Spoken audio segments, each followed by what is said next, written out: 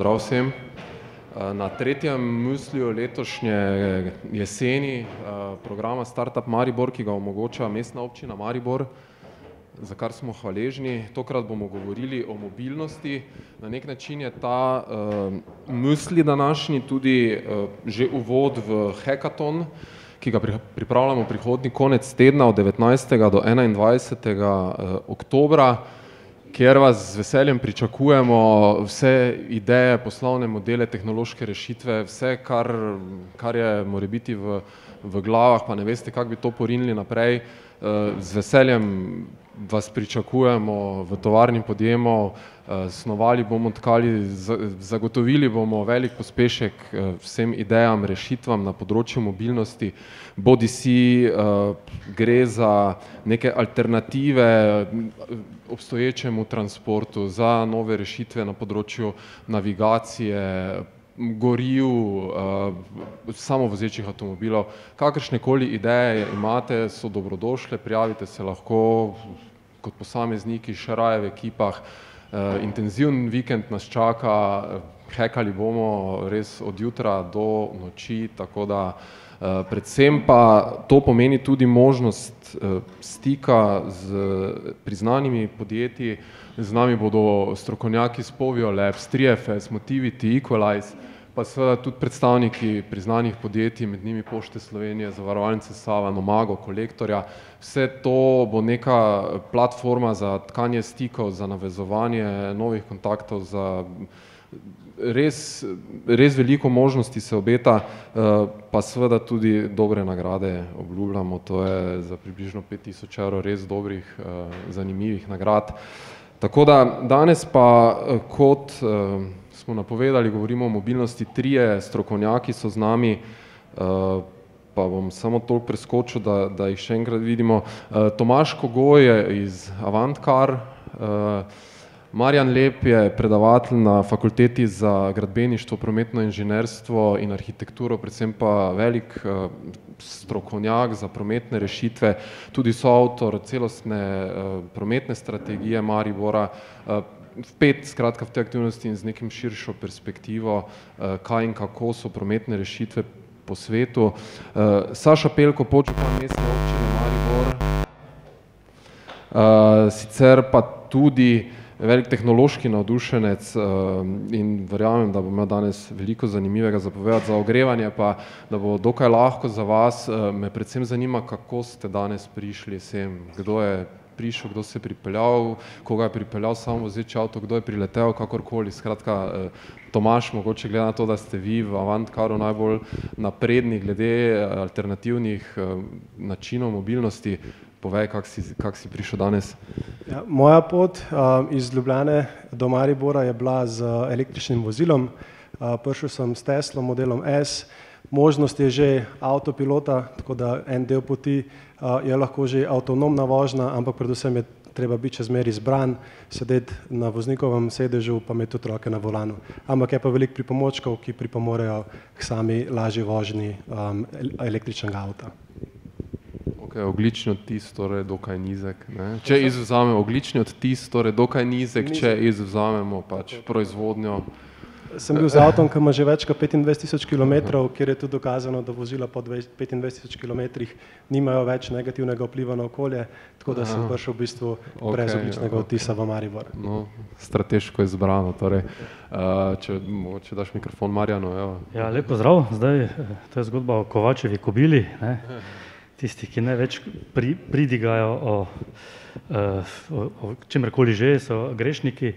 Torej jaz sem definitivno doma pod Pohorjem se z dizelskim avtom pripeljal do parkirišča, ki mi ga plača fakulteta, in potem peš sem 200 metrov. Torej ravno kontra vsemu temu, kar poskušamo pridigati, in to je tudi zelo dober pokazatelj, zakaj gre pravzaprav v prometu, ne.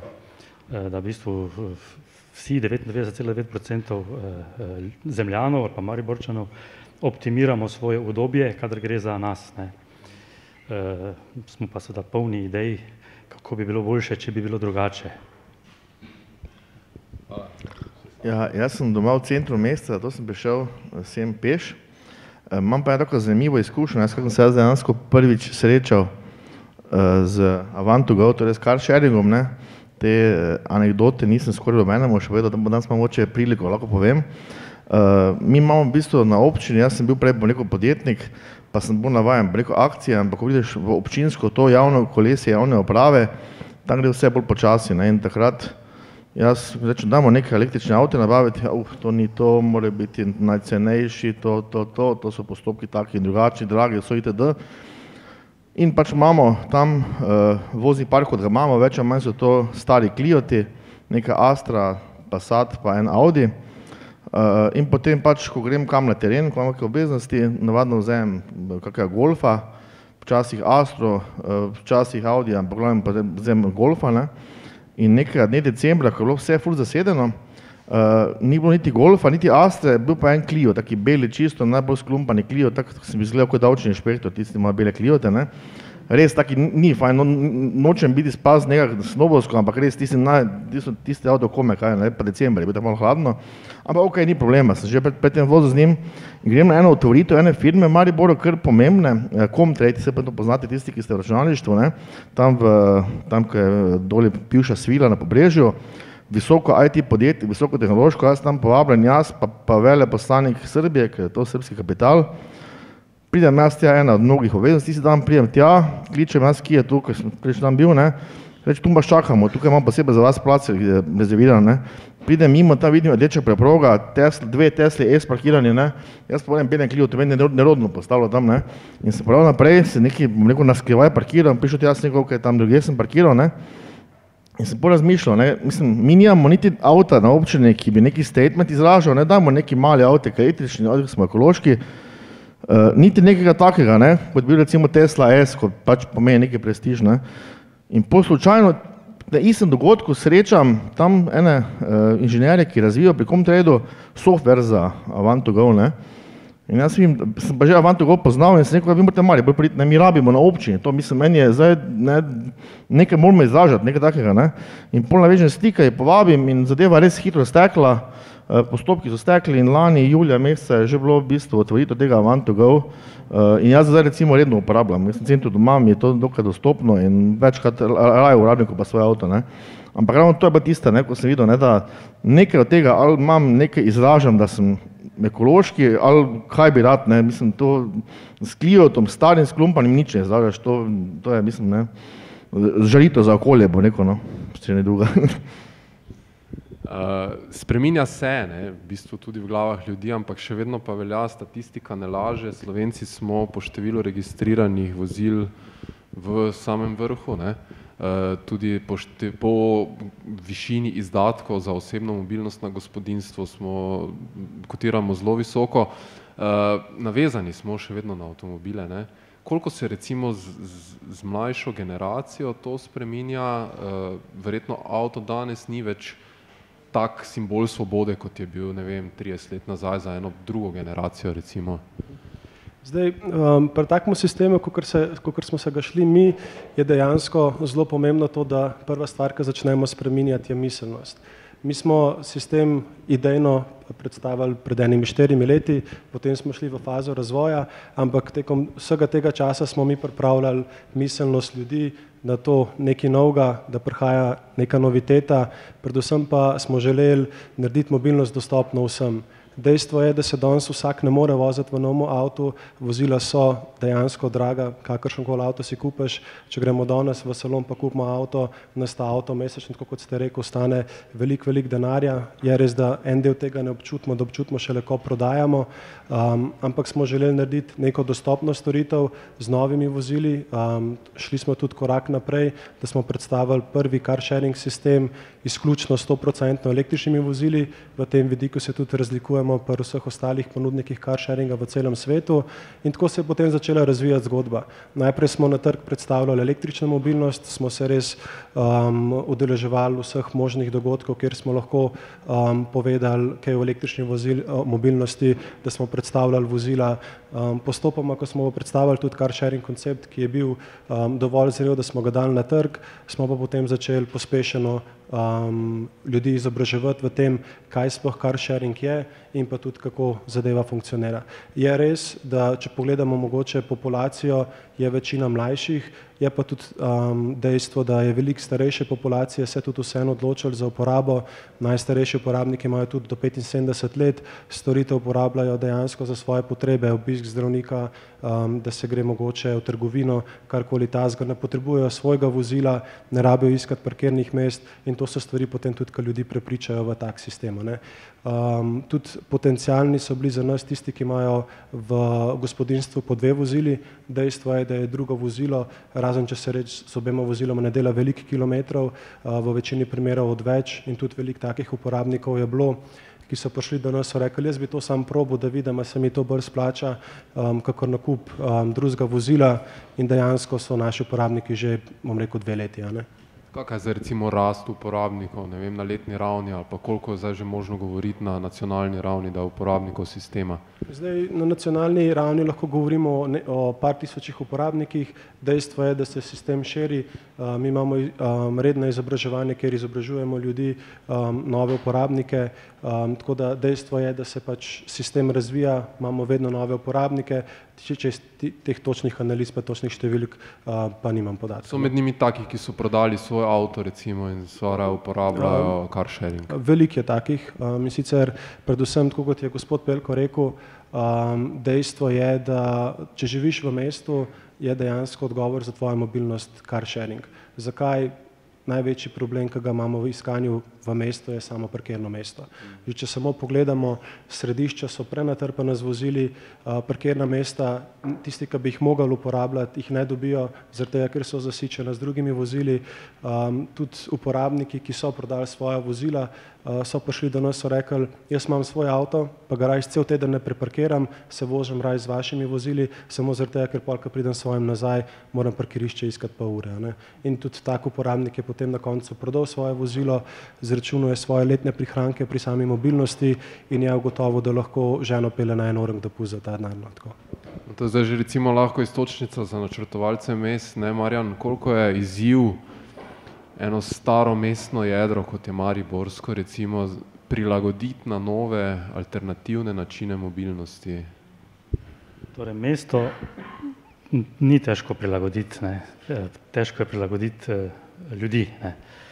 Torej, v Mariboru imamo še ta poseben fenomen, ali pa v Sloveniji, da je pravzaprav demografska struktura mesta takšna, da je največ, nas je takih že sivih malo, generacije, tam nekje starih okrog 60 let, 50-60, ki dejansko avto razumejo kot statusni simbol, torej se ne obnašajo kot homo economicus, ti računi so povsem jasni, ampak torej, to razumejo kot smo rekli, statusni simbol in pa kot simbol svobode in je tudi pravzaprav tipičen pogovor med 2 Mariborčanoma, malo prej sem ga doživel, je takšen, tam, ko grem jaz na kavico, reče, si videl, kaj robija, začnem, kjerega robija, tisti, ko ima plavega golfa.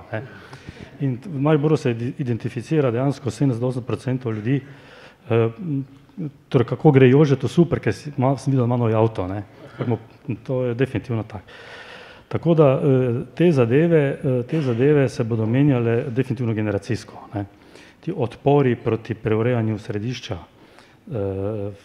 se ne bodo zgodili z prepričevanjem, ampak z tem, ko sem gledal tu populacijo, tu prisotno, so bolj ali manj, ne vem, če še kdo siv, to je ta generacija, ki verjetno s tem nima več težav in bo podprla tudi na volitvah tistega, ki bo mestno središče napravil prijazno za drugačno obliko, kot pa z avtom od vrat do vrat.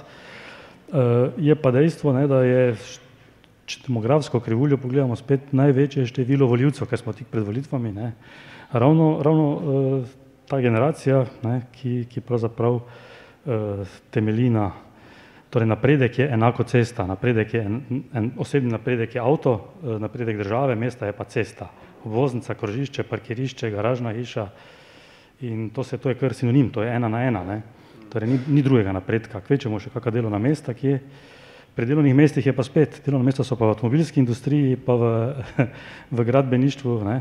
Tako da imamo kar težave, neki paradoks v bistvu, kadar hočemo reči trajnostno. To bi radi ukinjali, ja. omejevali, pa seveda ravno tu še vedno gospodarstvo največ. Ja, z uravnoteževanjem te enačbe, ne, trajnostnega razvoja, pa delovnih mest in tako dalje, imamo težave. Poskusi v Mariboru so bili, vemo, vidva sta bila predvsem aktivno vpeta pred 3 leti v zapiranje in odpiranje Koroške ceste, recimo, ne. To je bil sicer na nek način se zrcalo nastavilo, se ne vemo pravzaprav komu, ne, ampak na vse strani se zdi, da je odzrcalilo odraz tega mesta, kako dalje, recimo, pa to so banalnosti, zdaj, ko govorimo o neki vizionarski mobilnosti prihodnosti, so to banalnosti, da tako cesto odpremo za ljudi, zapremo za promet, ampak kljub temu v bistvu, kaj lahko 3 leta po tem rečemo, recimo, z strokovnega vidika, z političnega vidika, kaj so zaključki? Torej, samo eno, mogoče celo anekdota, ki si rekel, da je treba lahko malo bolj sproščeno. Jaz mislim, da imajo tu res veliko krivdo, ali pa vlogo medije, ne krivdo, vlogo. Zelo tipičen dogodek je bil 14 dni nazaj, ki je bil istočasno pri osrednjem dnevniku iz Ljubljane. V Ljubljani, super, preuredili bomo Trubarjevo bo dobila novo tlakovanje, novinarji so pred mikrofon povabili take elegantne mlade Ljubljančanke, ki so rekli, super, ne, tu bo zdaj super za kolesa in tako dalje.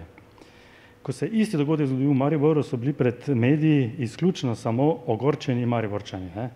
Torej, že selekcija, kako se to posreduje, je zelo tipična, ne.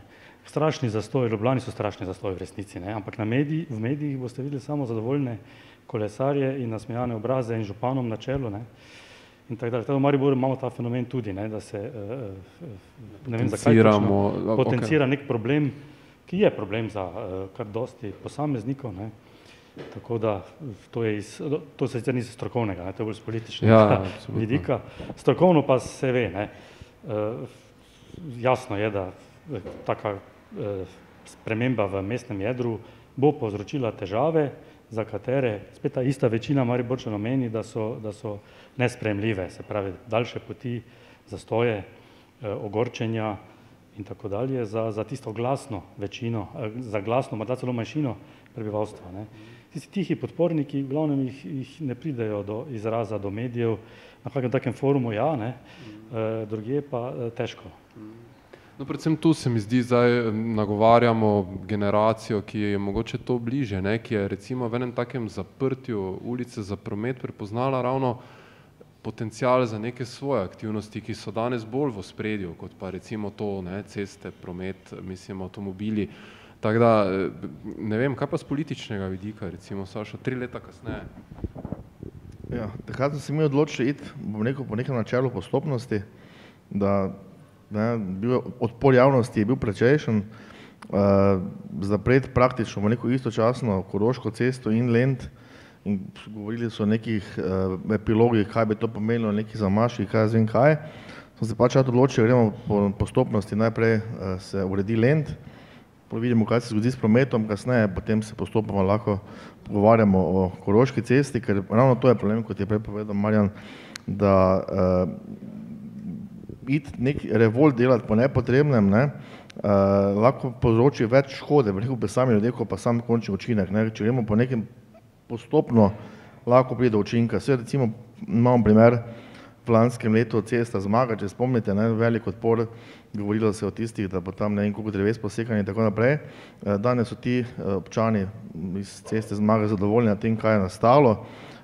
Tam pač nismo potem šli v skladu z njihovimi željami tiste iniciative, ampak danes vidim, da smo prav naredili. Druge večje spremembe, ki so pa sami mestnem jedru, pa mislim, da morate res postopoma, step by step in pridemo do neke rešitve, ker na dolgi rok vsi vemo, da center mesta pač treba očistiti avtomobilov, ne, in v to smer tudi gremo, ne, konec koncev tudi zdaj, če se vam je kaj znano, primer iz Safove ulice, tudi je bil nek odpor stanovalcev, takrat, bom rekel, čisto iskreno, marsikdo mi je povedal, zakaj pred volitvami se greste neke vojne z domačini, oziroma z stanovalci, ampak sem tudi povedal, da če bi se samo ukvarjali s tem, kaj bo ljudje na volitvah rekli, potem ne bomo nič naredili, nobene spremembe. Mi se pač moramo v dani situaciji obnašati kot dobri gospodari in če gremo v skladu z našo trajnostno mobilnostjo, če Evropska komisija podpira projekt, da se iz nekega ceste naredi območje umirjenega prometa, zato nameni celo večinski del financiranja, bi bili nori oziroma negospodarni, če bi s temu rekli ne. Je pa res, da bo pač nekaj stanovalcev tam v bližini izgubilo tistih na nek način zagarantiranih parkirnih prostorov preko dovolilnice, ampak gledati moramo malo širše, ne tiste ljudi, ki tam samo živijo, ampak na uporabnike tega mesta, ker pač center mesta ni spalno naselje, ampak je mesto spalno naselje nekje druge. To so tiste točke, kjer včasih treba reči, zdaj pa je dovolj, ne moramo, ampak na primeru Koroške pa res bo zadeva malo še mogoče prehitra takrat, ne, in da gremo po vrsti zdaj na vrsti Lent, pol pa se dalje pogovarjamo, no. No, hvala, pa k malo bolj optimističnim še recimo temam, ker te bolj vznemirjajo, pa zdaj manj. Statistika kaže, da smo lani Slovenci kupili 446 električnih in hibridnih avtomobilov, kar je nek jasen znak, ne. Da se vozni park transformira, da se nakupne navade, ko gre za avtomobile, transformirajo, ampak še vedno pa po drugi strani generalno pa še vedno prodaja avtomobilov raste, ne. To, da bi se to omejilo, se še ne dogaja, je pa res, da vztrajno raste delež nekih okolju bolj sprejemljivih. Tudi število polnilnic, polnilne infrastrukture povsod skokovito narašča, ne. V bistvu to je spodbudno. To je definitivno spodbudno, mogoče kot zanimivost. Na slovenskih cestah je do danes nekje okrog 1200 električnih vozil, pa nekje okrog 600 javnih registriranih polnilnih postaj, kar v bistvu daje zelo dobro statistiko, da lahko vozilo napolnimo kjerkoli, dejansko na vsakem vogalu. Kar naenkrat imamo tudi polnilnic več, kakor je klasičnih črpalk. Vsaka navadna domača vtičnica je tudi polnilno mesto za električno vozilo, tako da tudi tukaj naredimo še en dodaten presek. Dejstvo pa je, da so ljudje začeli spreminjati svoje navade, tudi zaradi tega prihaja vedno več direktiv strani Evropske unije, če ste mogoče kaj zasledili. Direktive so tam nekje do 2030 zaprtje vseh mestnih središč za dizelska vozila in pa tudi omejiti, da bojo samo vozila z novejšimi motorji, lahko bencinskimi, lahko vozila po mestu in pa pač odprt mestno jedro električni mobilnosti, torej prijazni mobilnosti. Tukaj ne govorimo samo o poluciji, kar se tiče zraka, ampak govorimo tudi o zvočni poluciji. V mestu električna vozila pripomore tudi k temu, da je večja tišina, kar tudi pomeni, da so ljudje potem bolj umirjeni. Tako da ima veliko enih pozitivnih učinkov. Je pa res, da zdaj v tej fazi, ko je električna mobilnost še nova tehnologija, vemo, da nove tehnologije v začetku stanejo malenkost več v primerjavi s starejšimi tehnologijami, je pa tudi tako, da država spodbuja s pomočjo subvencije pri nakupu električnega vozila. Iz Ekosklada lahko dobite subvencijo nekje do 7500 evrov, kar pa že potem znatno zniža nabavno ceno električnega vozila za kupca, ki bi si želel kupiti električen avto. Ampak vendarle, hočemo še bistveno dlje, ne. Mislim, to ni dovolj, ne. Zdaj sva, to je to, vse, kar si omenil, je v bistvu dobro, je tiho, je manj obremenjujoče za zdravje, ampak če gremo dalje, če smo malo bolj vizionarski, ali pa niti ne, recimo samovozeči avtomobili, ideja je, da bo en samovozeči avtomobil zamenjal 5-7 običajnih avtomobilov, recimo, vse k temu gremo, ne. To se mora zgoditi hitro v bistvu. Zdaj, če mogoče pogledamo najprej čez vidik souporabe vozil, nekje so bile delane raziskave v Nemčiji, v teh državah, kjer souporaba vozil dosega zelo dobre rezultate, so v mestih ugotovili, da eno sharing vozilo lahko nadomesti nekje med 10 do 20 lastniških vozil. To je že kar velika številka, če se da v mesto 500 vozil, je to že 10 000 parkirnih mest, ki si jih lahko nameni za karkoli drugega.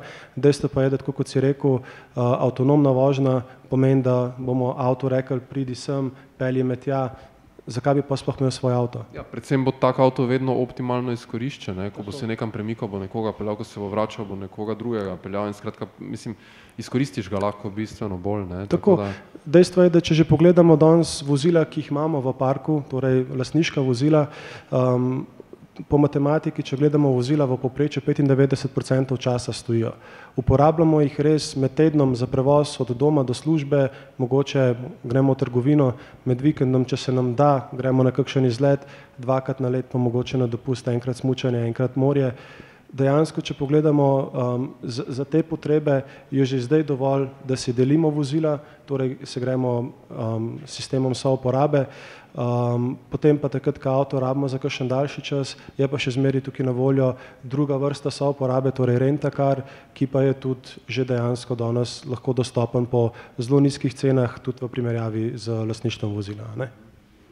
Če se zdaj malo odmaknemo pač od avtomobila, pa gremo malo bolj splošno k mobilnosti, recimo, Marjan, kaj so še tiste rešitve, ki so pa, ne vem, po Evropi, ali pa mogoče po svetu, čeprav tam tudi kulturno smo mogoče malo dlje, že zdaj v uporabi in jih je mogoče implementirati hitro, učinkovito, dokaj ugodno, recimo?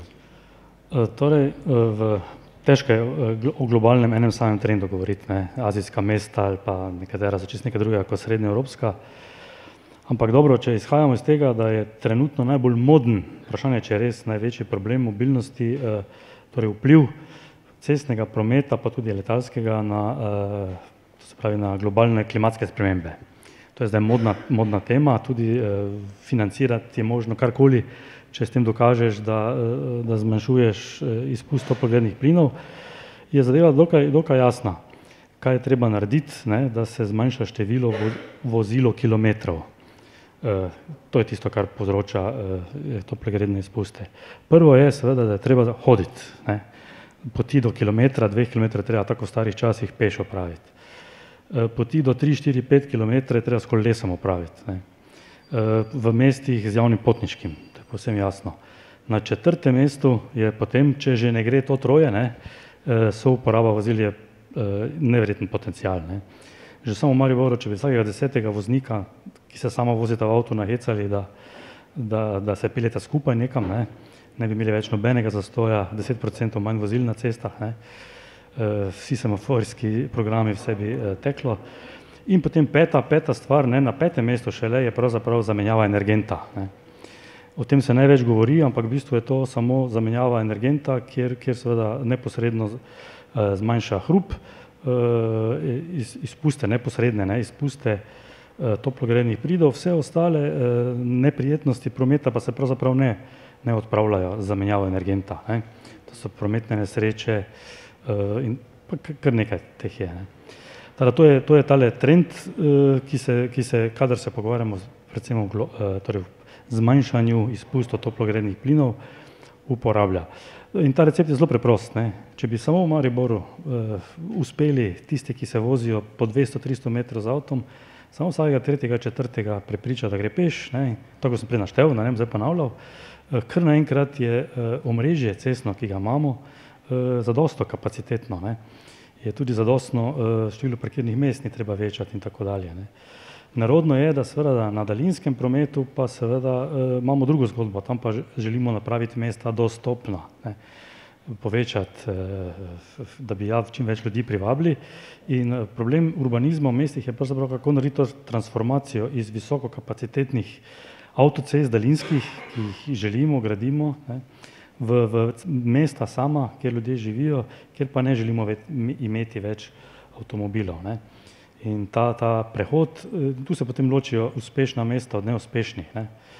Dokot spuščajo avtomobile v mesta, pa skozi mesta, ki jih prestrežejo na druge oblike prevoza. Tako nekako, ne.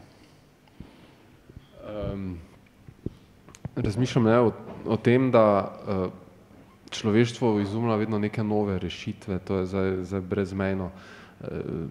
Idej, kaj in kako je mogoče biti mobilen v bistvu, ampak na nek način se zdi, da je skozi vse to se zgodilo, da svet je postal mobilen, človek je pa vedno manj mobilen, ne, na nek način. Mislim, če ga gledam skozi to, recimo, danes ti lahko dron pripelje kosilo, recimo, ki si ga naročijo v oni gostilni ali pa ne, niti ne rabiš stati za računalnika, ampak šel boš pa potem boš pa plačal, ne vem, 60 € na mesec za to, da boš hodil v fitness ali da boš, ne vem, hodil laufat.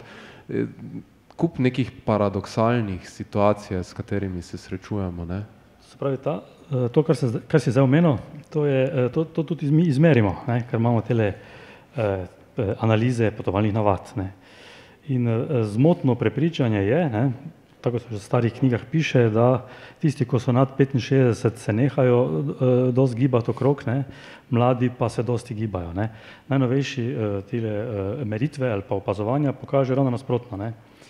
Torej generacije, tako kot sem jaz, pa še malo starejši, ostanejo mobilni tam do 80. leta, medtem ko mladina pa, tako smo mi ne premislili celo pri prvih teh analizah, da imamo metodološko napako, ne. Mladi do 30 let opravljajo bistveno manj poti pa kilometrov na dan kot mladi penzionisti in tako dalje, ne. Teda ta trend je prisoten, ali je to dobro ali je slabo, to je sociološko in tako dalje, se da o tem razpravljati. Vsekakor je za zdravje škodljivo, ne. Tale zasedenost mladih generacij, prekomerna, kaj se reče, telesna teža in tako dalje, vsi ti indeksi torej neposredno vplivajo na zdravje, ne. Tako da ti trendi, neke stvari se spreminjajo, ne. Mi v prometnem planiranju vedno rečemo, poskušamo ugotoviti, kaj je konstanta, kaj se ne spreminja skozi čas, skozi stoletja, kaj pa je tisto, kar se spreminja, ne.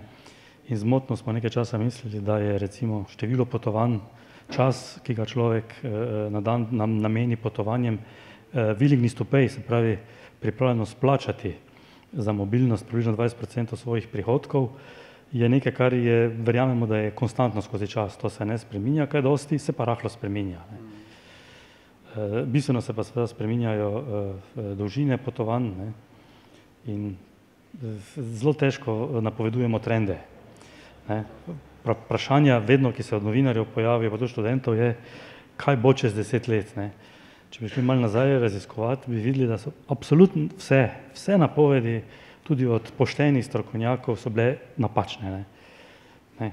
Če bi šli iz leta 70 gledati neke Shellove študije, vse narobe, ne. Da bo zmanjkalo nafte pred 20 leti, ni je zmanjkalo, ne, to smo mi se v šoli učili osnovni.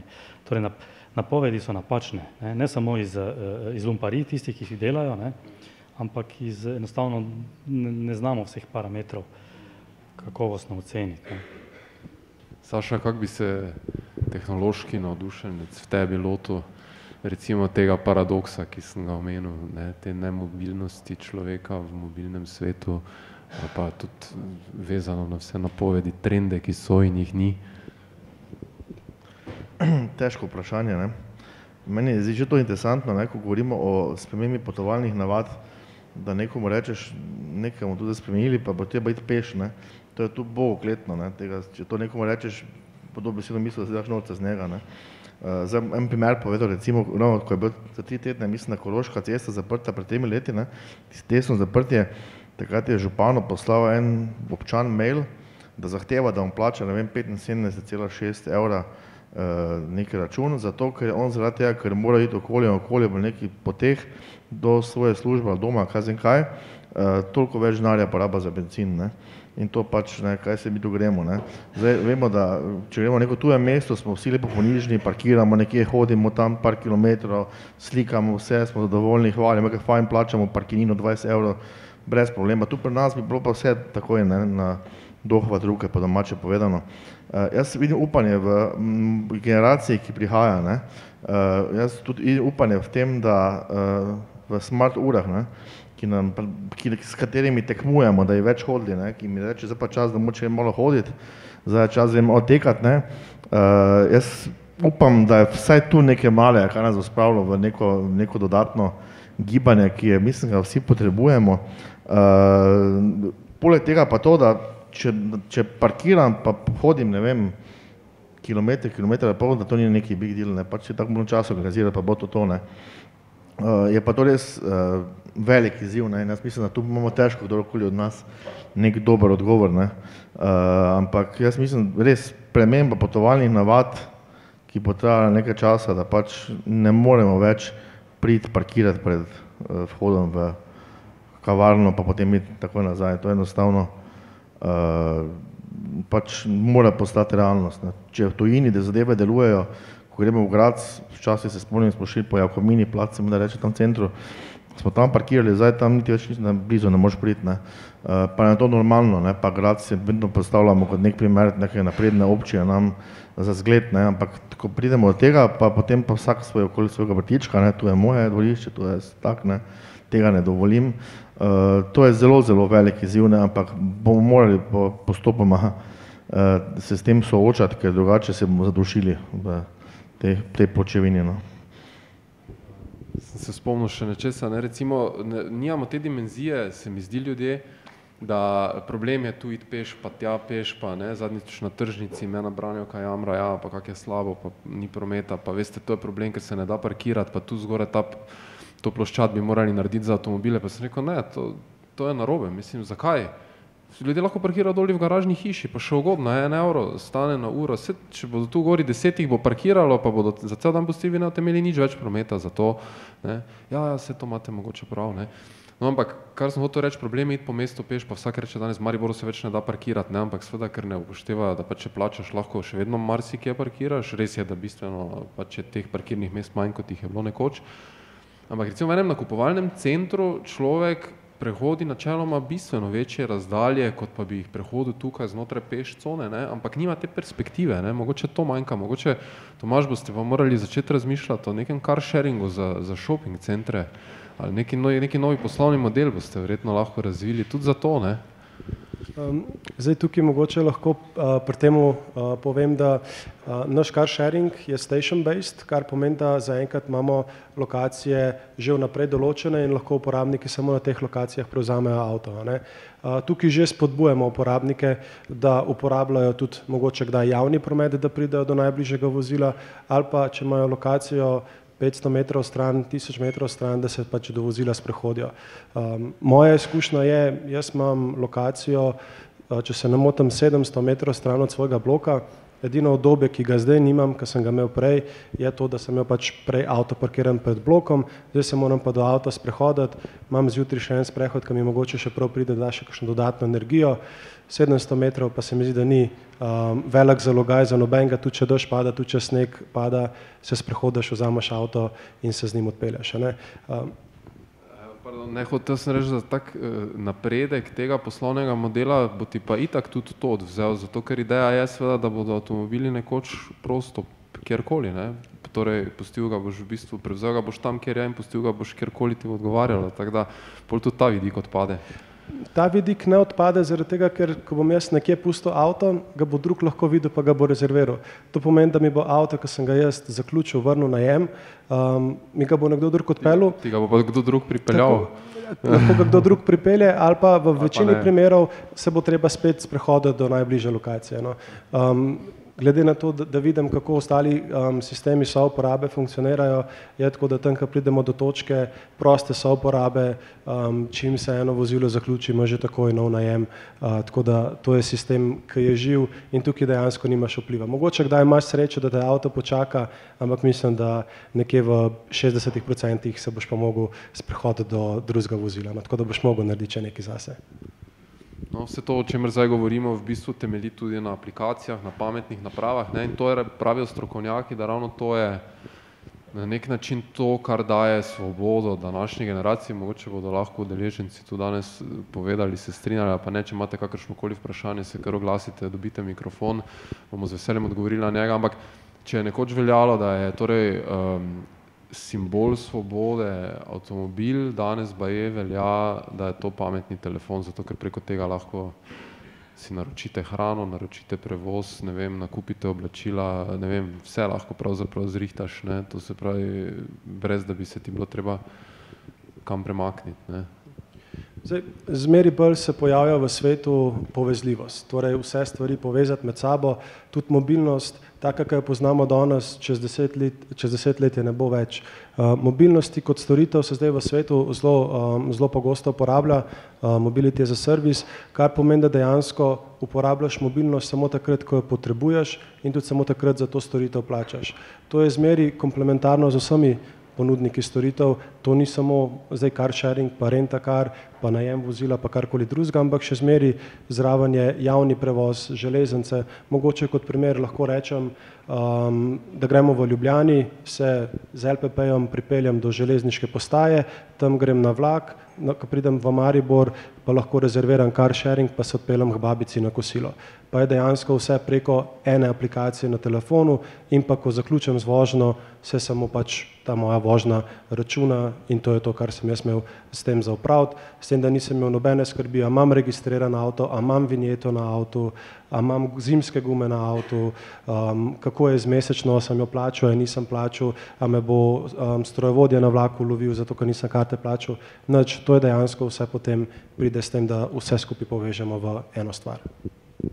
Ampak očitno to lastništvo še ni toliko obremenjujoče za večino ljudi, ne vem, kakšne so vaše izkušnje, Marjan? Ni, ne? To je povsem jasno, vse to so rezultati spremeš to, ne, s tem, da se te tabele to lepo kažejo, ne, imamo neki 500 do 600 vozila, koliko že na 1000 prebivalcev, kot v Kaliforniji, ne, in tako da to je povsem jasno, da človek ne funkcionira kot homo economicus, ne, to se da izmeriti, ne, to je povsem. Ampak kaj, ker recimo denar, če človeka udariš po žepu, ne, posod drugot načeloma velja, da bo spremenil svoje navade, pri mobilnosti pa ne.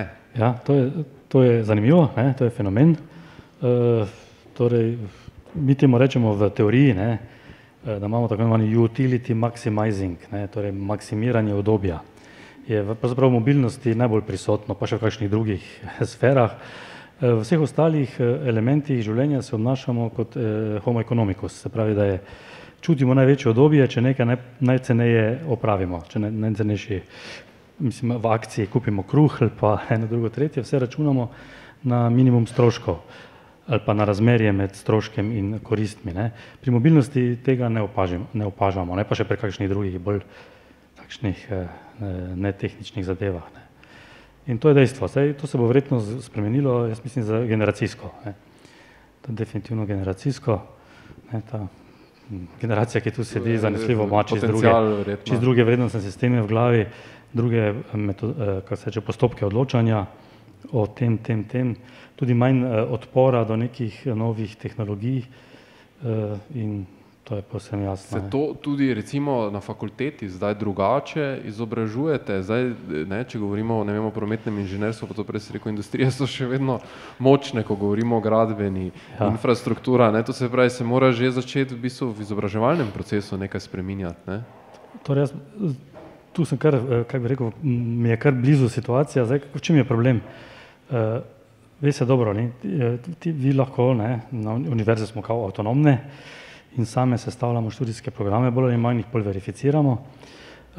Problem je, da ni problem v študijskem programu, problem je v človeku, ne. Spravi, če nekdo v glavi izžareva vrednostni sistem, da je najbolje in edino zveličavno graditi ceste, kar se na gradbeni fakulteti dogaja, to nehote prehaja na študente, ne. Čeprav so to vsi super kolegi in tako dalje, ampak ta vrednostni sistem, kdaj se komu oči zasvetijo, kdaj neko kaj razlaga, ne, to se prenaša, ne. Tako da naši študijski programi so boljši kot, kar se tiče trajnostno mobilnosti, kot recimo danski, ne, rezultati, vrednostni sistem študentov, ko grejo v službe ali pa v privatnem življenju, pa so še kar drugačni, ne. Ali je to narobe ali prav, je spet stvar debate, ampak je to zelo očitno, ne, zelo očitno.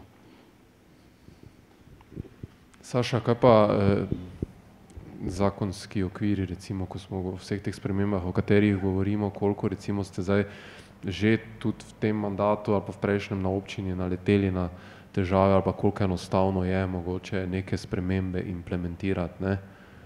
Se že tudi občina mogoče kaj vedensko spremenila? Ja, kot sem že prej povedal, jaz sem bolj človek akcije in poprideš to kolesje, ne, si malo šokiran, ne, kakve omejitve so. Imam primer, recimo, mi smo zdaj v zadnjem času ogromno novih avtobusov nabavili. Jaz sem bil vedno pristaš tega, da bi električne avtobuse nabavljali, ampak je ta težava bila pri razpisu, recimo pri Ekoskladu, da ni bil naveden energent, ne. Energent je bil konkretno Euro 6 minimalno, ne. Euro 6 je tudi dizel, ne? Euro 6 je lahko tudi CNG, Euro 6 je lahko elektrika. In logično, ko gre razpis, je najcenejši bo vedno dizel, ne? In pol dobimo res moderne avtobuse, ampak dobimo z dizelskim gorivom. To smo dolgo rabili, da smo prepričali ministrstvo, ne, ki je pač imelo razloge, da je taki razpis dalo, da se niso tega dali, ker niso vedeli, ne. Pač lobiji so močni še vedno pri tem, pri nafti, da je potem končno spremenilo te pogoje tako, da zdaj dejansko lahko definiramo na samem razpisu, da želimo kupiti avtobus konkretno na električni pogon. To je en tak primer, recimo, ko vidimo, da se počasi zadeve premikajo. Drugače pa, kot sem že prej povedal, ne, zdaj, meni se zdi velik premik že to, da smo zdaj pred kratkim celo nam je uspelo spraviti skupaj pogodbo z konkretno car sharingom Van2Go, da lahko naši uslužbenci uporabljajo car sharing za službene namene. Nekak dolgoročna želja je, da se ta skoraj celotni vozni park občine ugasne in uporabljamo samo car sharing sistem. To spet jaz sam vidim, kako je to težko pri uslužbencih. Jaz sem sam nadušen, s tem meni je to super, jaz to z veseljem uporabljam, medtem ko pa nekateri so pač navajeni te klasike. Tudi če je avto slabši, drugačno, ampak vseeno navajeni so aplikacija, to je že nekaj malo tuja stvar. Ampak vse dogaja, vse spreminja, vsak mesec imate več novih uporabnikov, tudi strani občine in na dolgi rok se ti sigurno to bolj splača. Imajo boljše avte, varnejše avte, čist, ekološko boljše avte, pa še ceneje na koncu, to je tisto, kaj je pomembno. Občina nima stroškov z zavarovanjem, z zimskimi gumami, z vsem možnim vzdrževanjem, kaj pač je. Pa še to na koncu, kot sem na začetku govoril, s takim avtom pridem z veseljem na neki dogodek, ker s tem izražam, da mi je mar do okolja, pa še po neko prišparam javni denar, medtem ko sem pa prišel s tistim Cliotom, ki pa ogromno stane. Jaz nisem mogel vedeti, kako ta Clio stane na letni ravni občino, ker pač kar je staro, stane dosti po tem primeru, pa še slabo deluje. Tako da ja, se tudi tukaj zadeve premikajo, je pa pomembno, da se na to redno opozarja, ker pravega tistega premika čez noč ne bo dovolj. Tu imamo tudi oporo fakultete in Marjana, ki nam tudi dosti pri teh zadevah pomaga, ampak tudi vidi, če pogledamo z perspektive 10 let je ogromno narejenega, se mi zdi, zdaj iz leta v leto pa niti ne tako. Jaz sem že vesel to, da smo od lani do letos podpisali pogodbo za Van2Go in da že imamo neke uporabnike. Čez par let pa upam, da res mogoče bo čisto občinski vozni park enostavno samo še v car sharingu. Pa moramo biti tudi za zgled občanom, seveda. Se pravi, da se boste vi tudi lahko s Teslami začeli voziti, recimo, veš, tako kot Tomaž. Jaz lani, ko sem se pogovarjal, ravno to, ko smo pisali pogodbo, da Van2Go pride v Maribor, sem tako ravno vprašal tega direktorja Tomaža Čerja, kako je pa z Teslami, če bo kdaj dejansko v tem sistemu, in rekel, da bojo. In takrat mi je obljubil, da ko pride Tesla 3 v Slovenijo, bo ena sigurno v Maribor, tako da boste imeli možnost, upam, da kmalo, v roku enega leta pa sigurno. Definitivno. Ja, tudi v tem sistemu car sharinga uporabljati Tesla 3, tako da to ne bo samo tiste, ki imajo debele denarnice, ampak tudi za navadne občane. Najprej mora Tesla 3 priti z proizvodnega traku, ko bodo tam rešili vse probleme. Načeloma velja, da način ureditve prometa in mobilnosti veliko pove tudi o nekem mestu. Na nek način je to imidž. Zdaj skozi vse to smo slišali, da se daje vedno večji poudarek na tem, ampak še vedno verjetno se mi ne bi upali zdaj primerjati z nekimi mesti v bolj razvitem svetu, recimo. Kaj konkretno, ne na zadnje stvari bi se verjetno danes morali odvijati še hitreje, ne samo na tej zakonodajni ravni, na neki odločevalski, ampak sva tudi v glavah ljudi. Ampak kaj je recimo recept, kje vi vidite, če zelo malo vizionarsko pogledate recimo na to, kako bi se dalo mobilnost redefinirati, mogoče celo revolucionalizirati skozi neke rešitve, kje vidite vi, mogoče Tomaž ti začneš, kaj je vizionarski pogled na mobilnost prihodnosti? Moj pogled je, prva stvar, kar je treba narediti, je treba spremeniti miselnost. Tukaj smo se že na začetku pogovarjali, bistvo je to, da imam jaz boljše avto kot sosed. Jaz sem se tukaj pogovarjal že z velikimi ljudmi, pa sem rekel, a pa vas ne boli bolj, da vsak dan pridete domov z drugim avtom? Mene, če bi se postavil v vlogo soseda, ki govorim, da imam boljši avto kot sosed, pa da se sosed pripelje vsak dan z drugim avtom, bi me skrbelo, odkje ima pa on toliko denarja, da vsak dan lahko pride z drugim.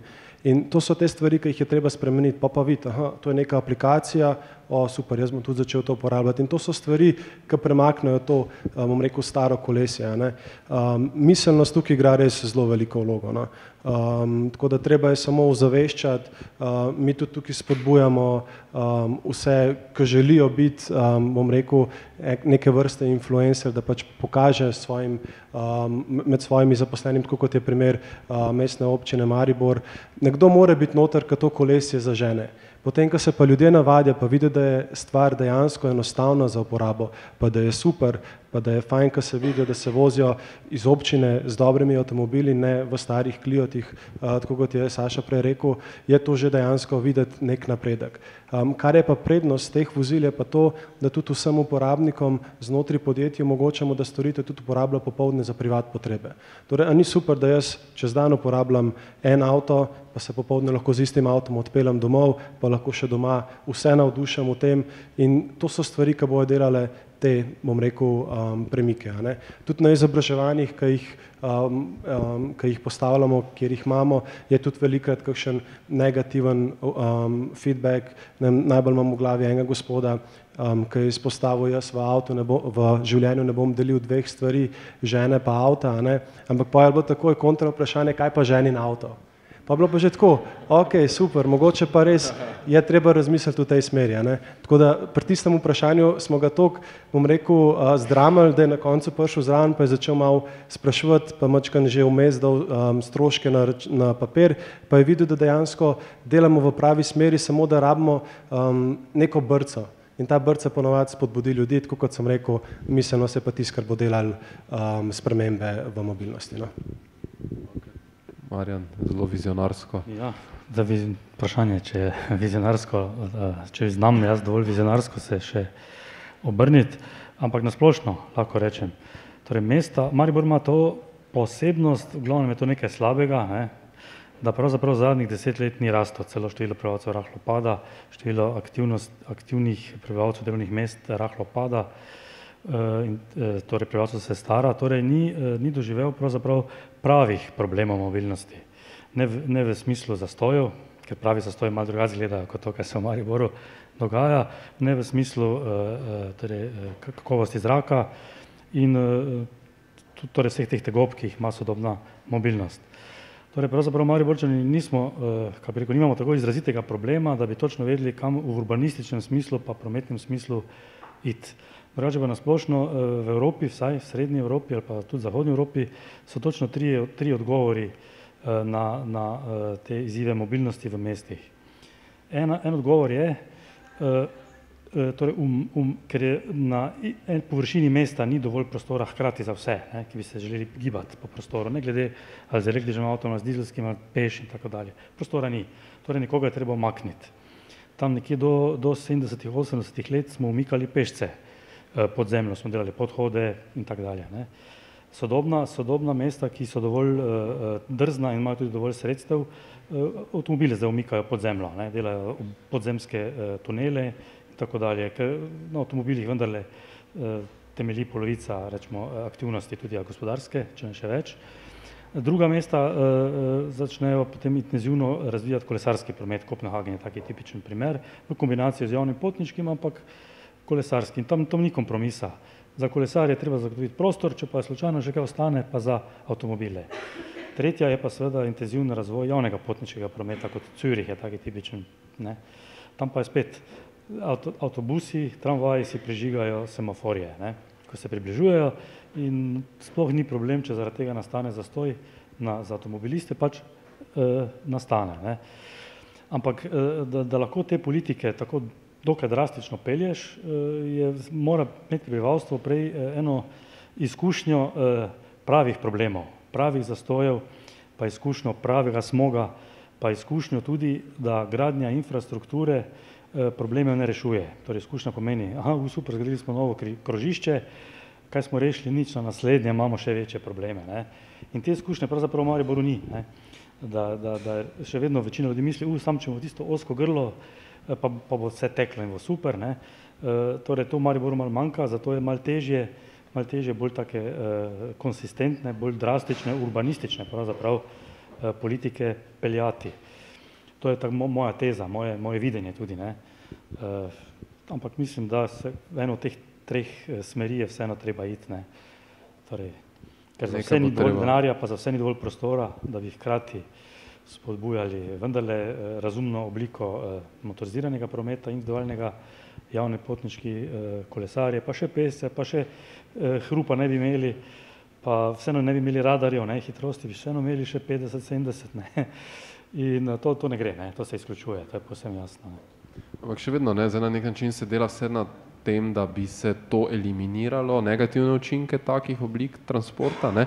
Po drugi strani se razvija, ne vem, leteči avtomobili, recimo neki nadzemski lebdeči, kvazi lebdeči, ne vem, javni potniški promet pa to, ampak eno z drugim se na nek način izključuje, ne, se potrebe povsem pa ne bo. Verjetno, ne, ker to pa spet, ne, človek ima končno število premikov na dan, ne. Torej tudi končno število kilogramov hrane poje in tako dalje, torej ni pričakovati nekih strašnih dvigov potreb po gibanju mase, ne, ali pa kaj se reče, vina, piva in tako dalje, krompirja, ne, ker to so končne količine, ne. Tako da, ker Maribor ne bo imel drastične rasti prebivalstva, torej migrantov nočemo, tujcev nočemo, sami se staramo, nimamo eksplozije prebivalstva, torej ne pričakujem tu težav z drastičnim povečevanjem objektivnih potreb po premikanju znotraj mesta, ne.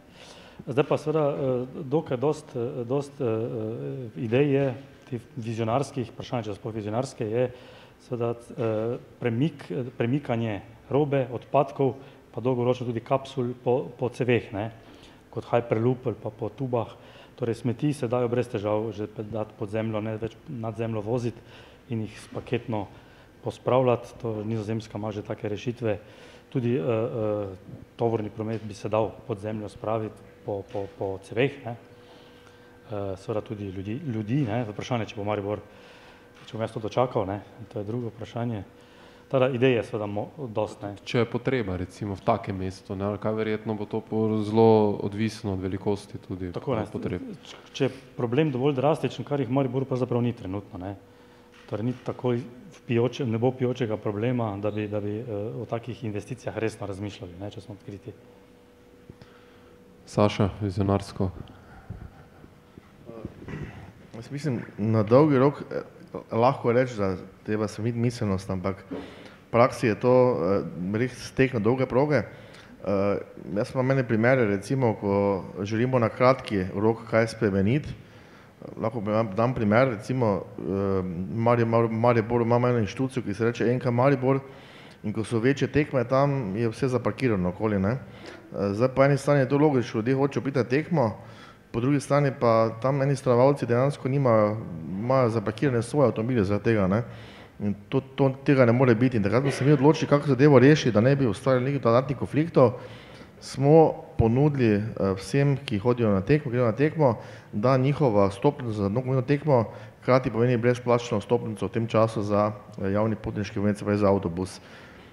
To pomeni, da ni več izgovora, da češ mora biti na tekmo, lahko greš na tekmo, parkiraš mogoče celo na Pobrežju, pa brezplačno prideš do tekme in nazaj z avtobusom.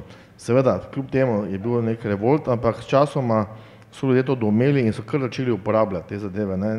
Ni to bilo masovno, ampak s časoma bo to uporabljali in tudi na tak način se plovila javni potniški promet, ne. Tudi to, recimo, zdaj samo ljudem reči, pojdi peš ali pa ne uporabljaj avta, je težko, če ni neke alternative, ne. Zdaj mislim, da ravno ta car sharing, ki se tukaj uvaja, trenutno je samo na levem bregu Drave, še ko bo šel na desnega, bo to en velik preskok s temi postajami. Če ima ljudje možnost uporabe takega car sharinga, je že potem tista alternativa obstaja, ne. Mogoče ni tista, ki vsak zamišlja, ampak je. Zdaj tudi smo v fazi priprave, da uvedemo še bike sharing, ne, podoben sistem, kot pač imajo v Ljubljani. Tam je zadeva že razširjena, že nekaj let in zelo uspešna.